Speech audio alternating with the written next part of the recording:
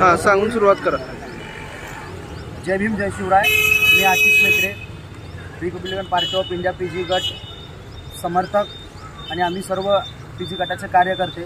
काल झालेला भ्याड हल्ला समाज प्रबोधनाचं काम करत असताना समाज प्रबोधकावर जर असे भ्याड हल्ले होत असतील तर या मनुवादी लोकांना जाणून बुजून जर त्यांनी असं काम करण्यासाठी सोडत असतील तर गृहमंत्री म्हणून देवेंद्र फडणवीस आणि मुख्यमंत्री म्हणून एकनाथजी शिंदे तुमची जर तत्परता नसेल, तुम्हाला जर हे थांबवणं होत नसेल, हा गोळीबार, हे भ्याड हल्ले आणि हे अशांततामय वातावरण निर्माण करणं जर तुम्हाला थांबवता होत नसेल तर तुम्ही सरळ सरळ राजीनामा द्या. तुमच्या पदावरती तुमचं काम करण्याची क्षमता नसेल तर तुम्ही त्या पदावर बसायलाच नाही पाहिजे. हे संविधानानं आम्हाला तुम्हाला शिकवलेलं आहे. एकतर तुम्ही लोकशाही पद्धतीने त्या पदावर नाही आहेत आणि त्या पदावर बसून त्या पदाचा गैरवापर करतायत. ही तमाम भारतीयांना दिसतंय, तमाम महाराष्ट्रीयांना दिसतंय. हे तुम्ही थांबवा.